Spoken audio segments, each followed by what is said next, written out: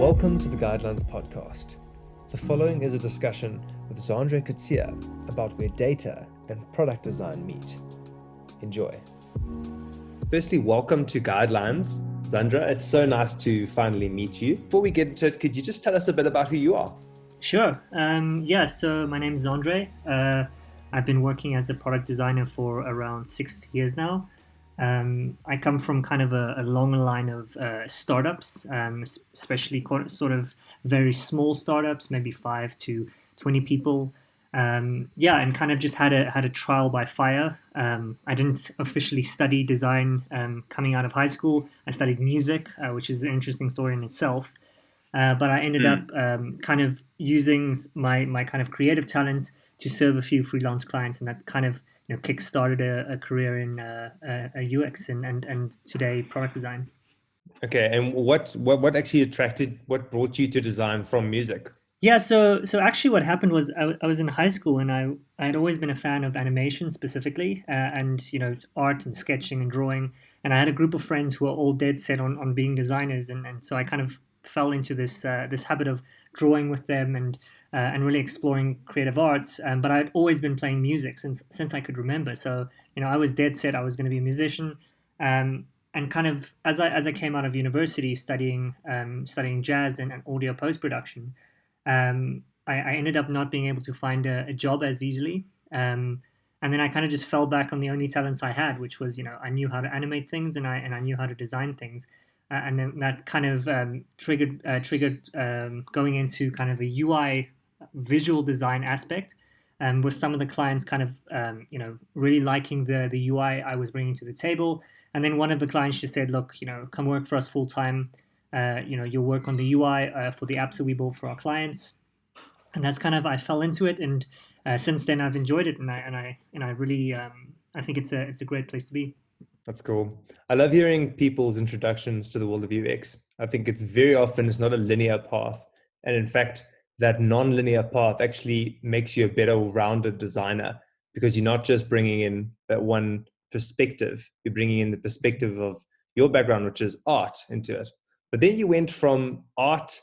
I don't know. I can see on your LinkedIn that you've done a lot of studying of data and mathematics. Could you tell me a bit about that? Yeah, so this actually, I think this was this was part of that trial by fire I was talking about.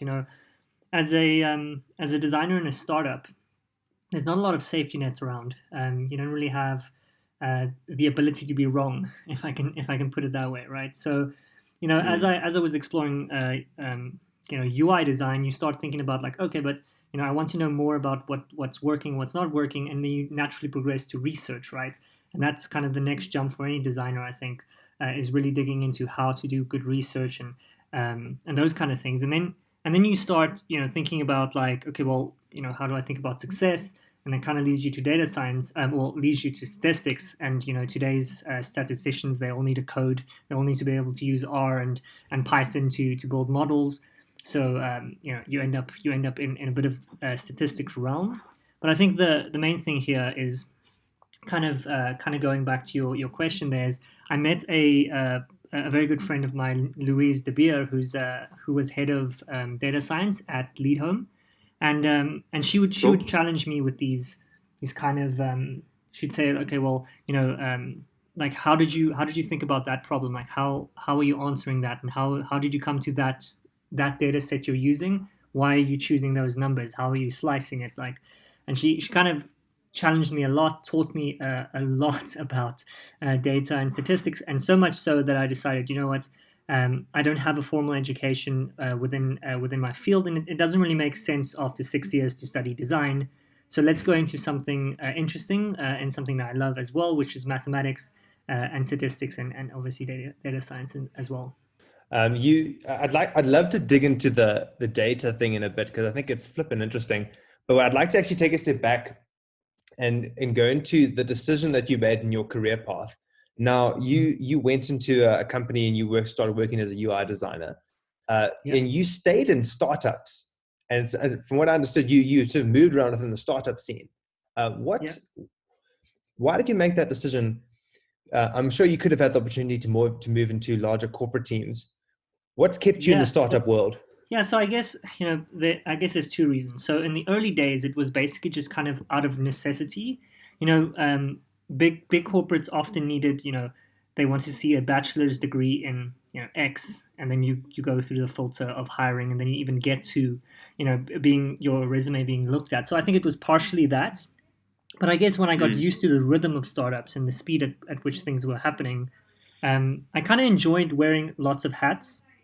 So not just being in the pixels and designing what button, what drop down, wireframes, research. I kind of liked being involved in a bit of the strategic side. You start touching on that. If you start working within squads, you're looking at a little bit of project management, a little bit of leadership that you're going to have to exercise. You start talking to stakeholders. You get really good close contact to the C-suite individuals. You start learning a little bit about business. So I think that's really what a startup cultivates is people fill whichever gap the startup needs at that point, and that it upskills you and makes you super well rounded, as you mentioned before, when coming to your approach to design and your approach to building products. That's cool. Yeah, I don't think you would have actually had the opportunity to move from UI specifically into research. I think that often working in large companies, there's pros and cons for both, but you'll become Mhm. a real specialist in one area. And as you're saying, Mhm. being in a startup it actually affords you the ability to be able to spread your wings a bit and expand your skill set. So I think it's cool that you use that to move into data science. Just on a side note, I know Caleb Chavalala. He's so cool. Oh yeah. In 2017, I actually asked him out to a cup of coffee, and he agreed. And we had a long conversation outside of Starbucks about design and that kind of thing. So I think it's cool that you know him. Yeah, we sat next to each other at Leadhome, and we did 1,000 user tests together. Yeah, so we worked really close together. He was part of one squad, I was part of a different squad, but we would yeah, we'd be talking all day, quite philosophically, I would add. We talked a lot about yeah. art. We talked a lot about what does it mean for art to be good. In opposed to just talking about design, we were often talking about weird philosophical ideas very often. What does it mean for art to be good, Zandre? Oh, I don't know. 5 hours later. Yeah, yeah. Like, let's not derail the conversation here. Oh, that's cool. I think I've heard a bit about Lead Home, and I read that obviously your recent blog post, which we'll link in the show notes. It sounds like Lead Home was a really hot and vibrant scene that you were working in right there. Yeah, yeah. How long were you at Lead Home? Yeah, so I was there for about 2 years. So I actually chose to leave just because of the visa thing that I'm doing now. So I applied for a visa called the Tech Nation visa, which is in the UK. Okay. It focuses specifically on tech individuals. Yeah, so that came through in January, which meant I had to leave, but definitely one of the top companies in terms of culture and just cutting edge, I guess, technical operational ways of work, those kind of things, really, really pushing the boundaries, which is great. Mm.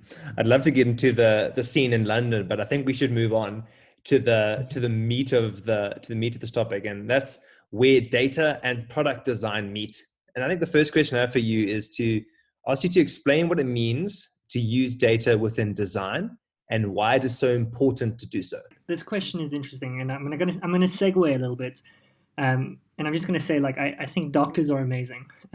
So we'll start there. So if you think about what a doctor does, is you walk into their office.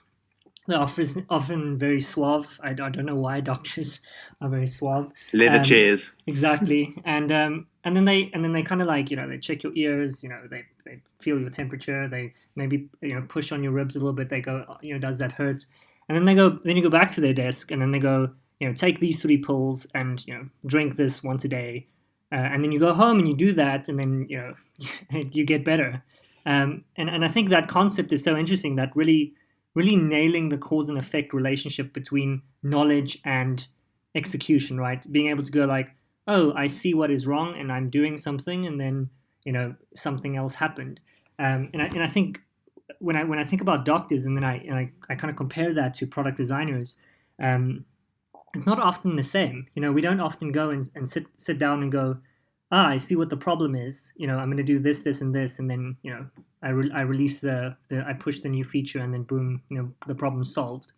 And I guess that's kind of where it started for me, which was like, why is it not like that? Why can't we do that? Why can't we know about Gestalt principles, and we know about the psychological principles behind design. We have all these tools to our disposal, but yet we're not actually looking at such a strong cause and effect relationship between I did this thing and then it fixed the thing that I was trying to fix in the first place. That predictive, that being right, that correctness is not quite there. So I guess for data and design, and this is kind of what I came to, is that if you describe the problem correctly from a data perspective, it is often easier for you to get that cause and effect feeling right.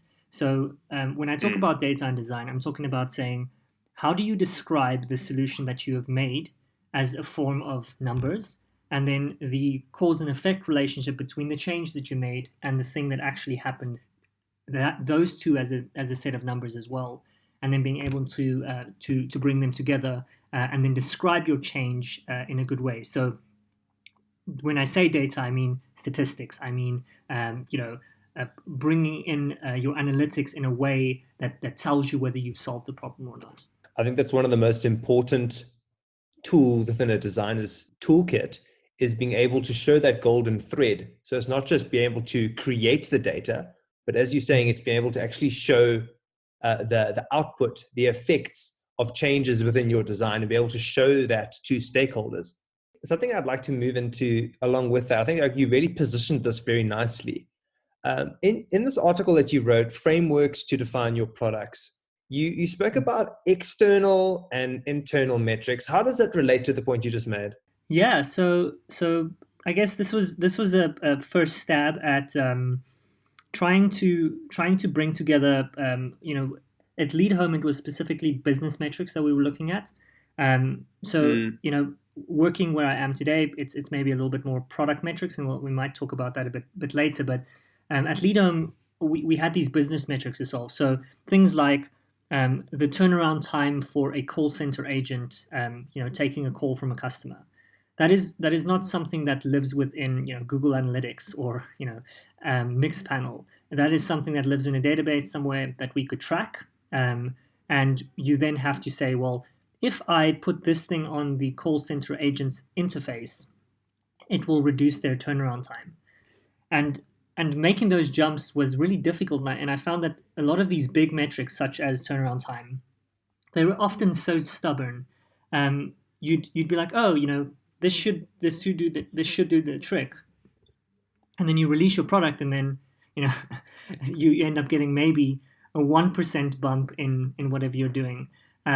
And so Mm. I kind of drove a wedge between these two and said, okay, well, maybe I should stop looking this as I am trying to move this needle and that is it. Maybe there's a different way of looking at this, to say, well, I'm doing something that I have control over, and I'm trying to affect something through that thing that I have control over. So internal and external. External being some big business metric. It might be things like, how quickly a property sells, or how quickly a call center agent turns around a specific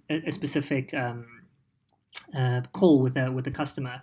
Those are big business metrics, which are maybe correlated with someone using a specific feature, which you can call an internal metric. So you could say, if if I add this to the agent's dashboard, and if they engage with it, if that engagement goes up, then the external metric, which might be turnaround time, should go down. So that relationship is something that you're trying to manage. So that's essentially the idea. Is this idea of internal metrics, external metrics, and the relationship between them, if that makes sense.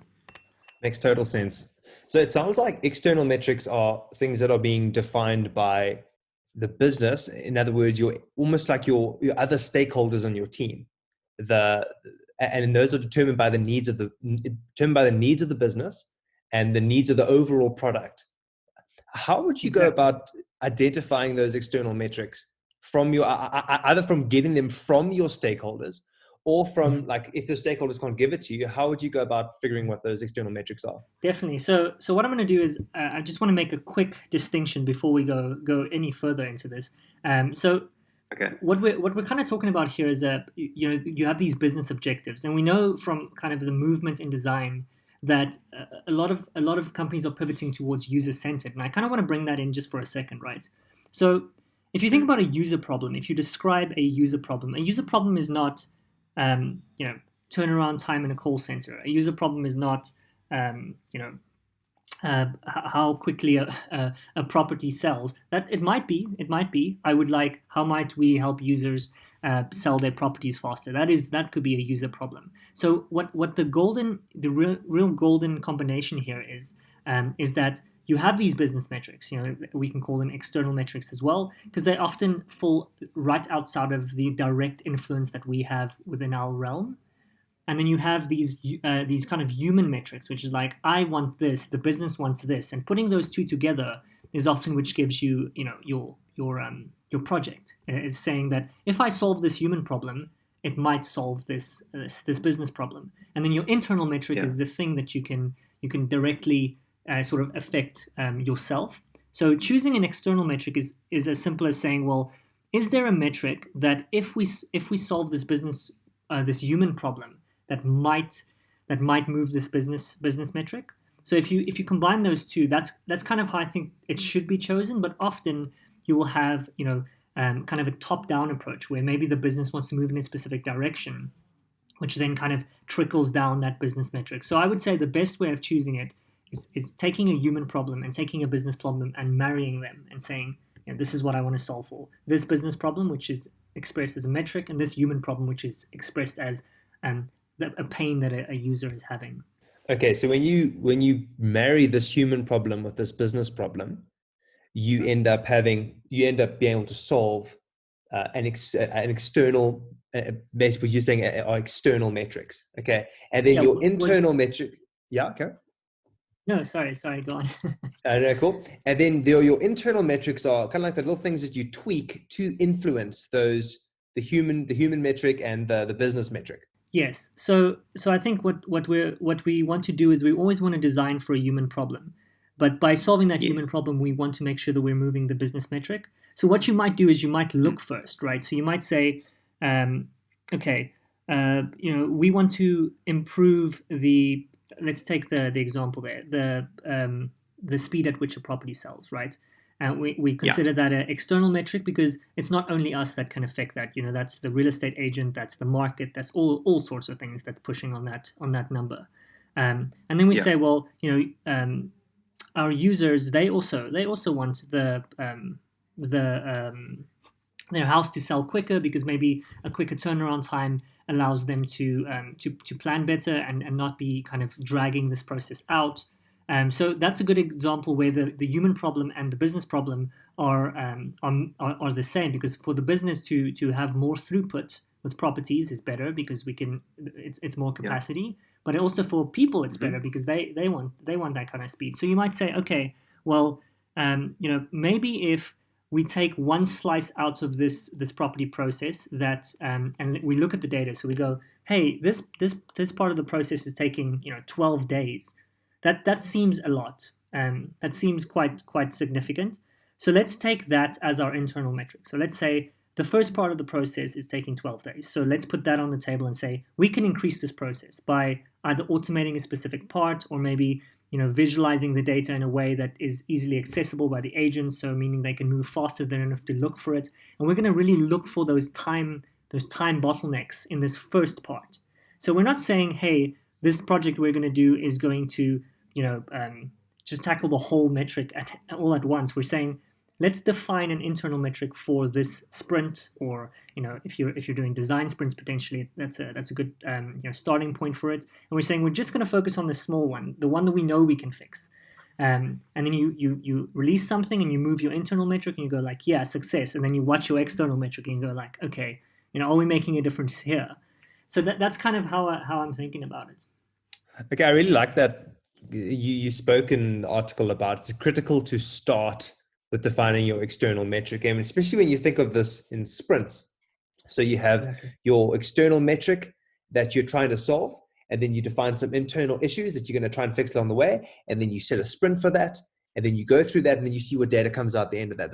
It's really structured way about going through your design process. I really like that. Yeah, and what's gonna really help, and this maybe pushing on the product management side of things a little bit more, but it will help with prioritization a lot, because when it comes time when you're doing your estimations and maybe something's coming out and saying, well, this feature is going to take I don't know, 4 days, and it seems that and you have to decide what's important and what's going to make it in and what isn't.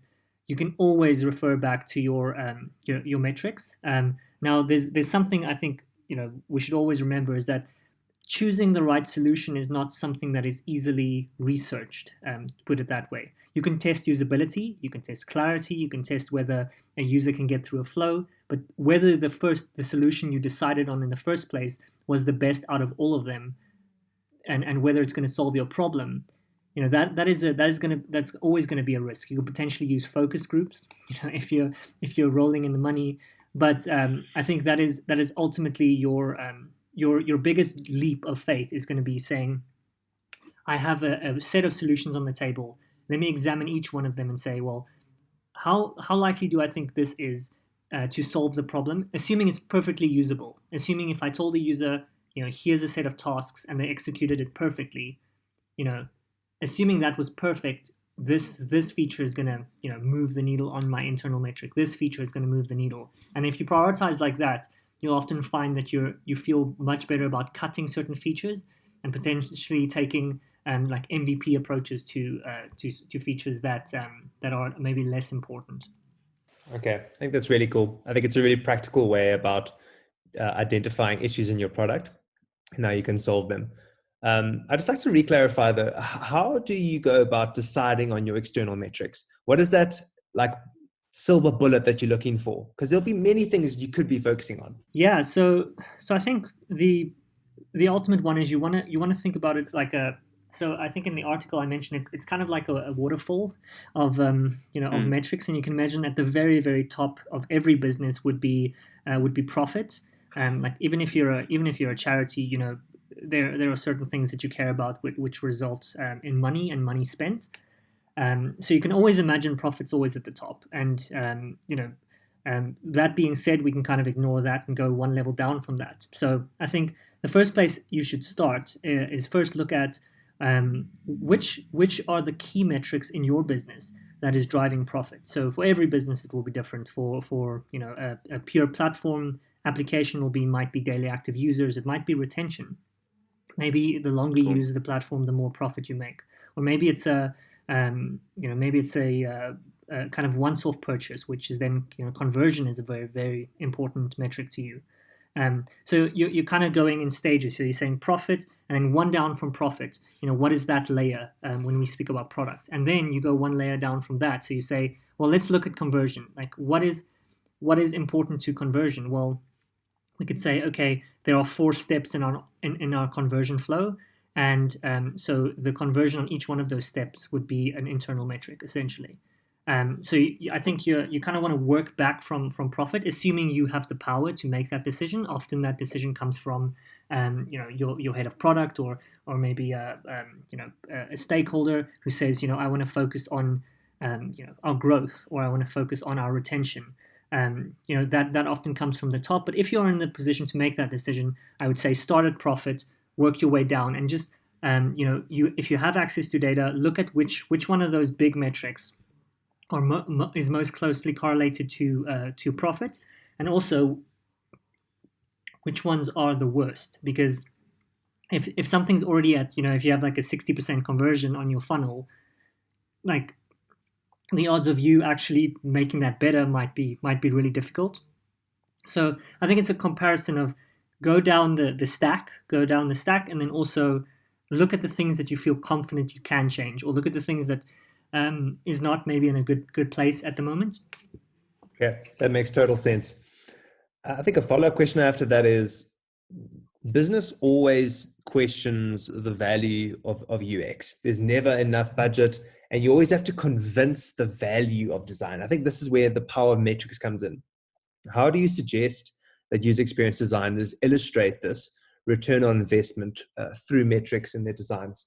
when meeting with stakeholders? Yeah. So this is a big one. So I think often the subjectivity of design starts, like skewing the view of whether something's valuable, because people talk about visual design and what things look like.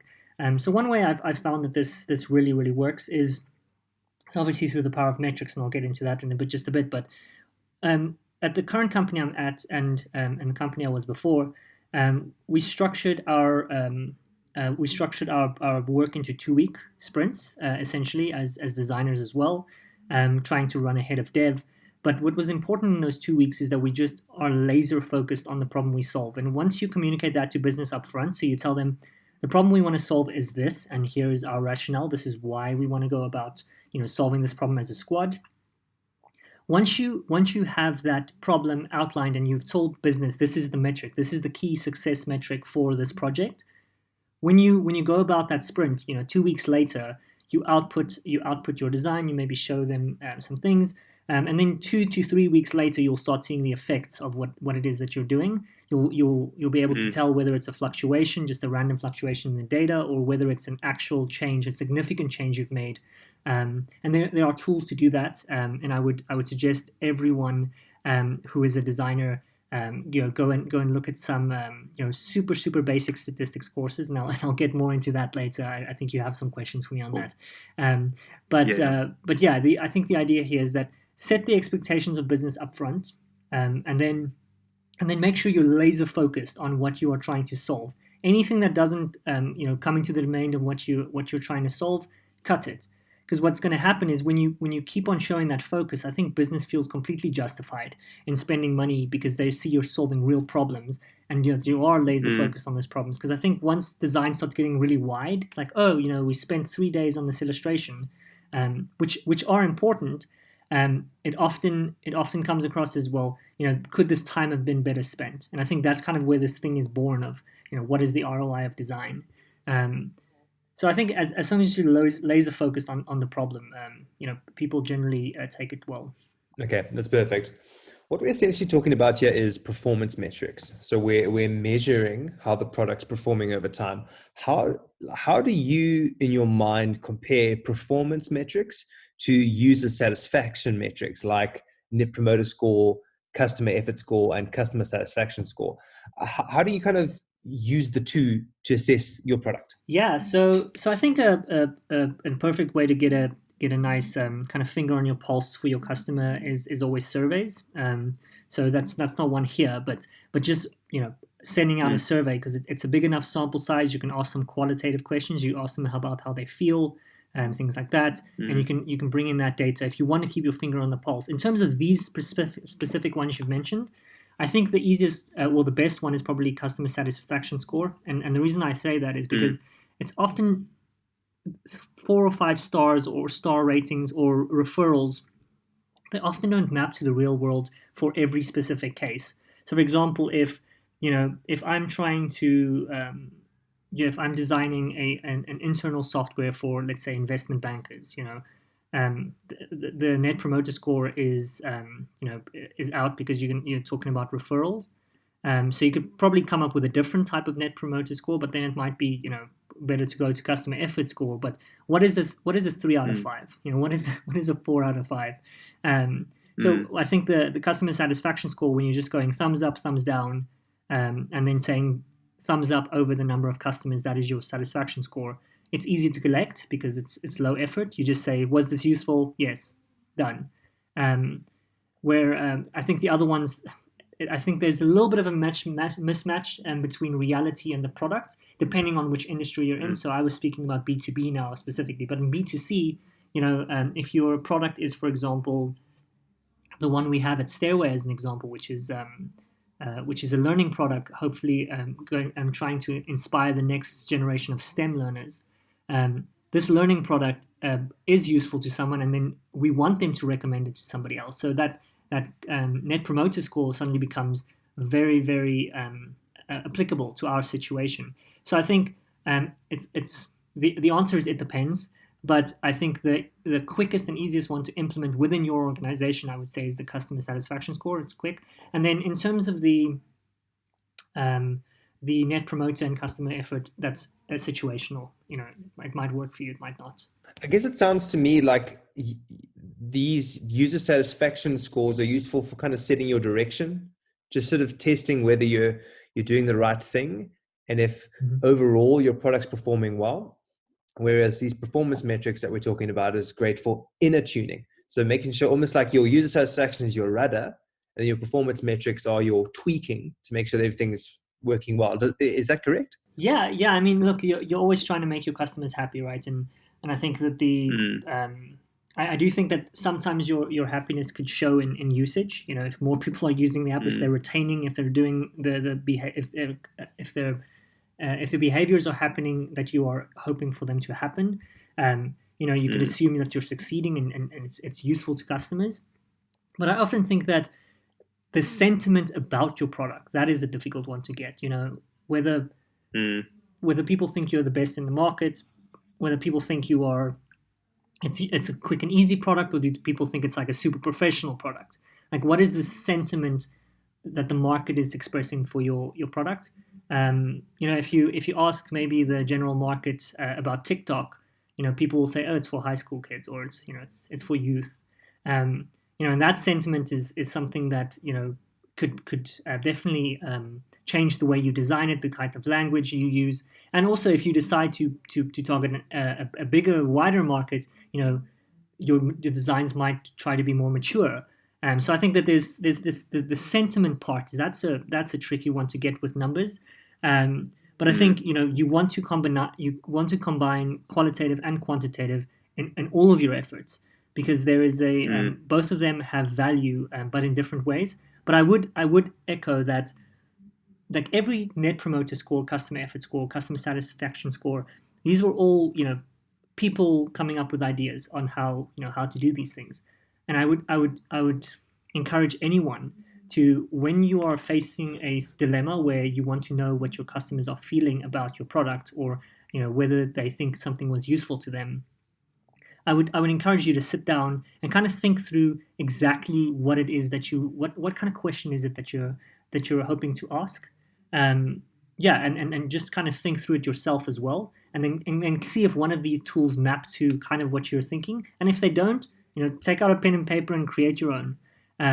But as long as there is a cognitive effort to go, like, we are thinking about this, it's not we read an article somewhere and now we're implementing it because the person in the article said it. It's like, sit down. What is your situation? What is it that you're trying to find out? What is it that you're trying to learn from your audience? Maybe it's as simple as sending an email to your database, asking them what was the last time they remember using the product, what stood out to them in that last session, and would they recommend it? And then you get those results back, and then you do that once-off survey, and that carries you for the next quarter or so. It depends on your company, it depends on the size and what you can do at that point, your capabilities. One of the sort of arguments that was going around is whether designers should learn to code. And now that we're talking about data sciences, do you think that designers should be learning data science? And where do you think data science sits within the designer's toolkit? Yeah, so my answer is no, short answer. But let me tell you the long answer, right? So one of the things that I experienced, and I'll kind of use an analogy again. I was talking about doctors earlier. Now I'm going to talk about COVID-19. If I want you to imagine, I kind of stood up, right, and maybe there's a crowd of people, and I said, if you get COVID-19, you are 2.4 to 4%, likely to for it to be fatal. I think most people in that crowd would be like, wait, well, hold on. It depends on your age, right? If you're older, then you're more likely for it to be fatal, and that's quite interesting, because that information was given to us by statisticians, but it radically changes the way we approach like everything we do. We don't go to our grandparents' house likely, because we put them at great risk, because of that one piece of information. It's if given what is the fatality rate given your age, right? Just that extra piece of information suddenly changes the entire landscape of how you behave, the things that you do, and I want you to kind of put that in context of businesses. Maybe some head of a department stands up and says, you know, there is 10% more this month, or there is a correlation between this and this, right? And they would say that, and we'd all be we'd all take it as truth. We'd kind of go like, yes, yeah, that's cool. And I think what this illustrates is how easy it is to to be wrong in, like, it's the difference between a 4% fatality rate and I think it was 48% fatality rate if you're over the age of 75. That is a gigantic difference in statistics, right? So I think where the power of this comes in is that it's so easy to make a mistake in statistics and to not slice the data in a way that is representative of the question you are trying to answer. And I think this is kind of where it comes in, where I would say this is what I would expect from product designers who are looking into analytics. If that's not part of your role, by all means, you don't have to. But if you are taking data and you're showing it back to the organization, I would say go to Khan Academy or one of these courses. It's all free, and go do the statistics AP module. It's basically first year statistics.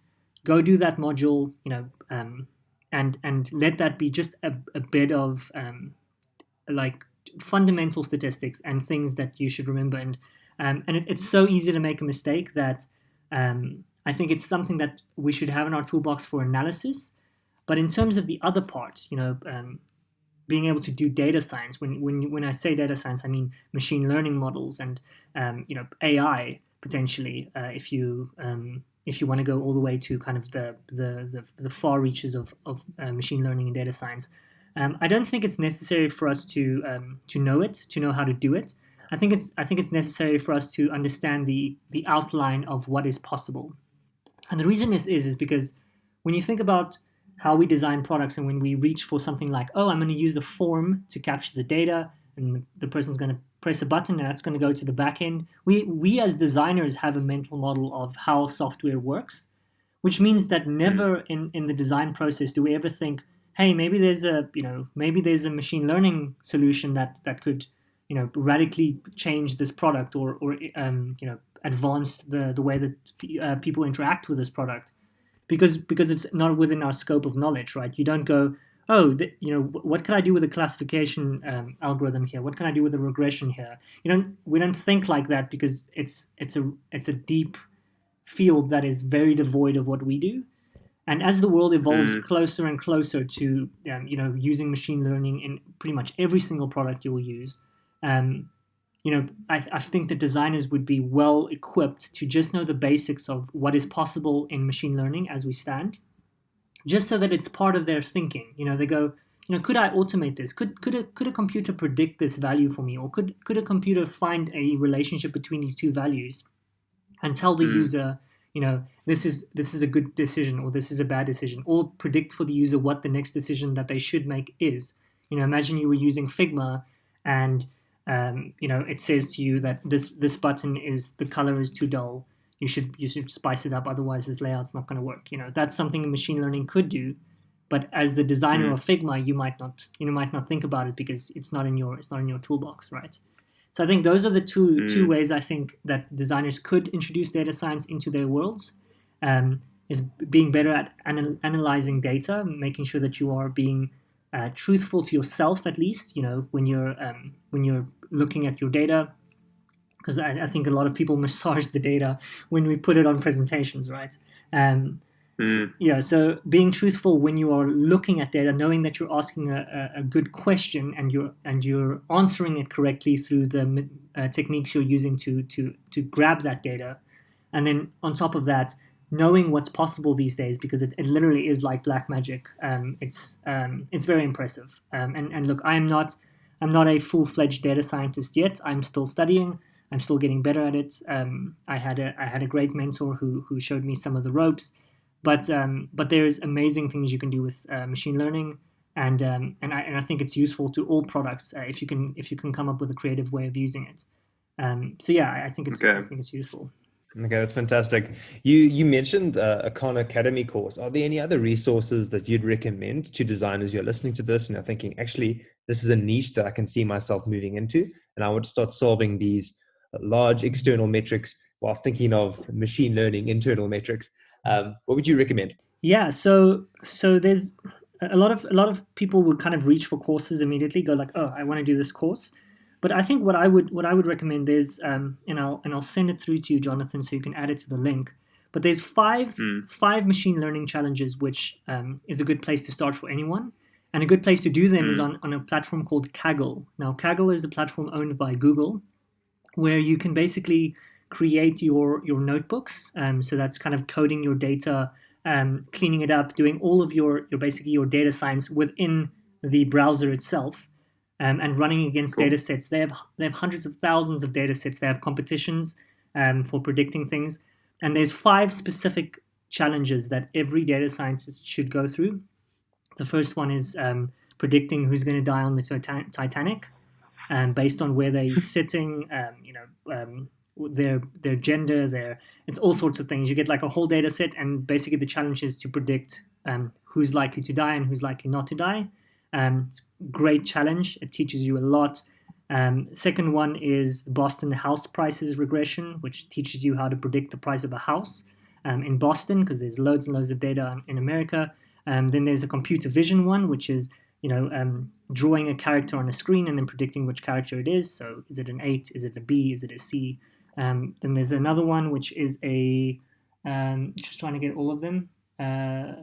There's a reinforced learning one, which is where you train an agent. You train an agent to complete a task. And I could not remember the fifth one, but I will send you those links. And then what I would suggest doing is try that first one, the Titanic challenge. You're going to start and you're going to be like, I don't know what to do. And I would suggest the first thing you do, look up some YouTube videos of people solving that problem. Follow the tutorial, kind of hit a wall again, look for a different video, but really get your hands dirty. Because I think the trick for working with statistics and working with data science is really just sitting down and thinking a lot. You sit down, you look at it, you go, how do I make this more accurate? How do I improve this data? Maybe I can clean it up better. Maybe I can make better inferences. So I would say that's a good place to kind of get your hands dirty with data science. But if we're still a bit rusty on statistics, Khan Academy is an amazing place for that. And if you want to brush up on your high school statistics, I would suggest going to the company I currently work for, Stairway Learning. So I'm just obviously going to plug that in there. So that's basically high school statistics, which is a great way of recapping that if you're interested. But Khan Academy has specifically called AP statistics, which is a kind of a higher level statistics where they go into estimation, they go into hypothesis testing and things like that, which is basically how do you for certain say that there was an improvement in these numbers. So that's a great example of something you can use in your everyday, where you go, did the thing I did make a change that is significant, or was it just a random fluctuation? You can use it. There's formulas and processes for being able to discern that and be sure that you did in fact make a meaningful difference. Okay. I think in addition to these resources, you are an incredible resource. And I just want to let the listeners know, Zandre is incredibly accessible on LinkedIn. I messaged him and very quickly he got back to me. So if people want to get in touch with you, what is the best way that they can reach out to you and ask you questions and invite you to speak at conferences and that kind of thing? Yeah, definitely. I'm super open to that. I enjoy talking to people, especially now in isolation. Good conversation is hard to come by. So yeah, drop me a message on LinkedIn. It's a great place. You can even message me on Twitter, which I'm not as active about on right now, but I will become more active as the move to UK kind of wraps up. But yeah, please, LinkedIn's probably the best. I'm on there quite a bit. Yeah, that's it. Wonderful. Zandre, you're an absolute legend. I really appreciate you making the time, and this is super meaty and I think it's really practical. And I think it's going to influence how a lot of people approach the beginning stages of their project and also the stakeholder feedback sessions in the future. It's definitely going to influence how I work. Thank you so much. I really appreciate you making the time to come on the show. Thank you, Jonathan, and thanks for having me. Thank you so much for listening. If you learned something from this episode and would like to hear more episodes in the future, please subscribe and consider leaving a comment so that other people can find this content. If you have any questions and would like me to answer them on an upcoming episode, go into the show notes where you can find a link to my Twitter page where you can ask me any questions that you have, or even leave a voice note using the link in the show notes. Thanks for listening, and don't forget to keep the user right where they should be, first.